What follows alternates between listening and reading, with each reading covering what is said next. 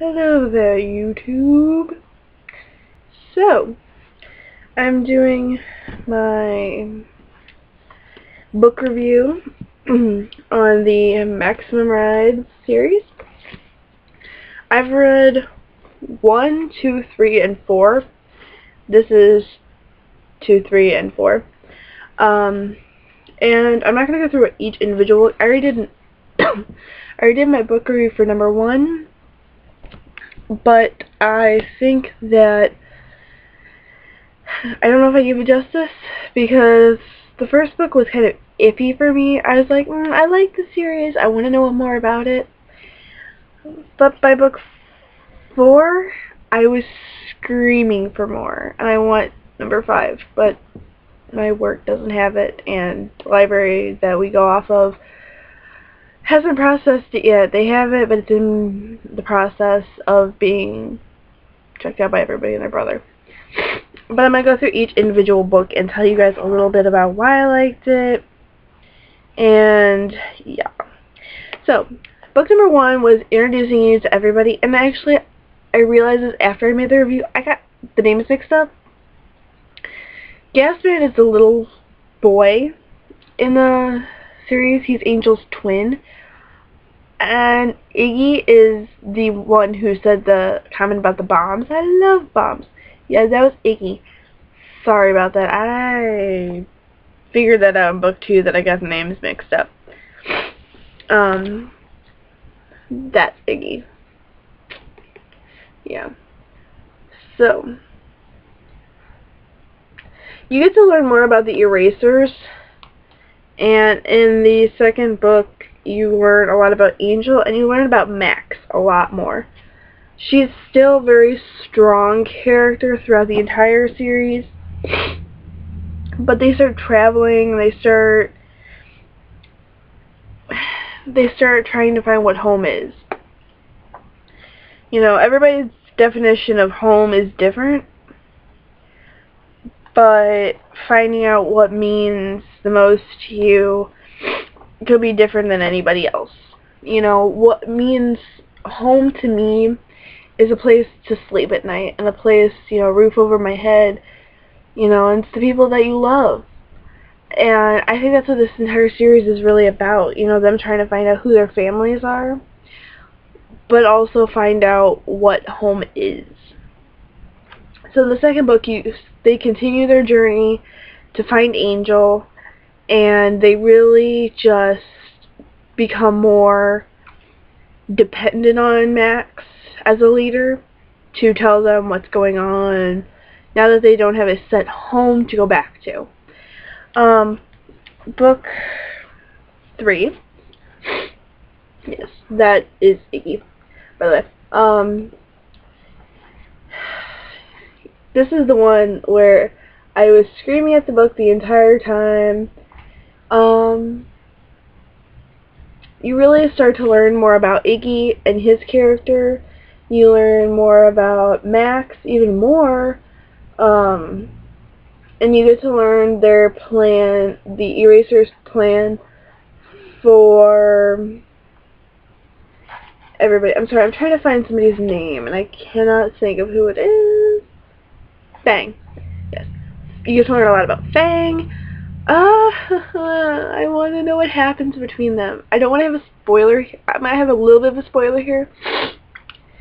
Max and Fang act like they have something going on, and I want to know what happens to them. I like their relationship. It's like mother-son, brother-sister, boyfriend-girlfriend. It's like, what is going on? It makes no sense. Besides goldfish.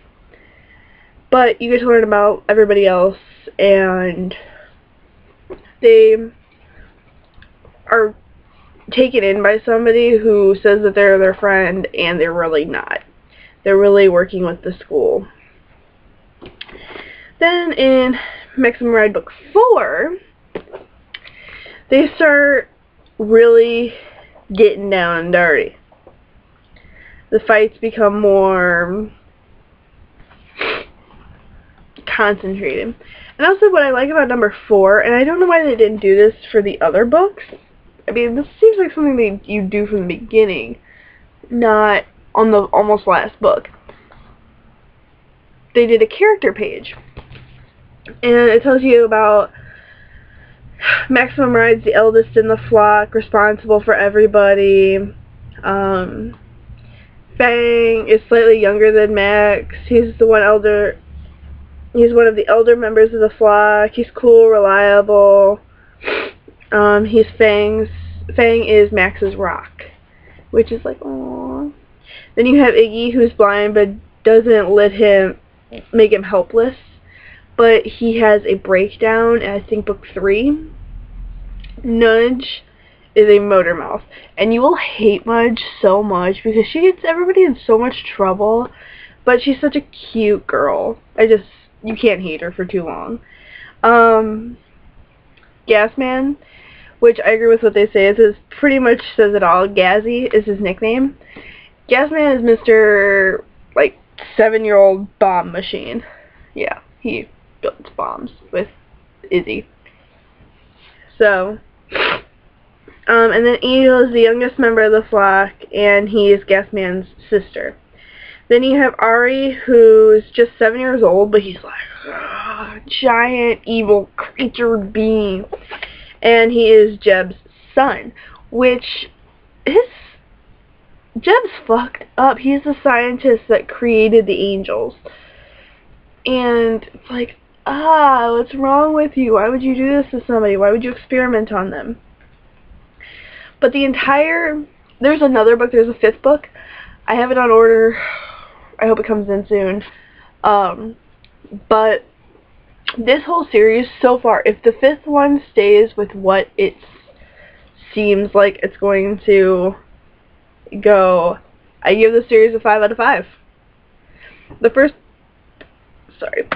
book I think I gave a 4 out of 5, but definitely all 3 of these I gave 5 out of 5 on Goodreads. I could not put them down. I read them probably an hour each, a little over an hour each.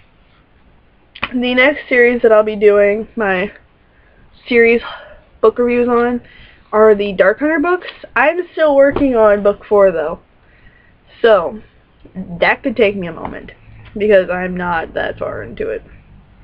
I'm only that far. And that's the back of the book. So it's this much I still have to read, the big part. So I may do on just this one, which is book 2, and I will explain why in that one. But this is turning out to be a longer video than I hoped. So I'm going to let you guys go. I will hopefully be making one more video tonight, and then I will be done. And then we'll see what the rest of the week shares with me with my reading. So I will see you guys later, and push.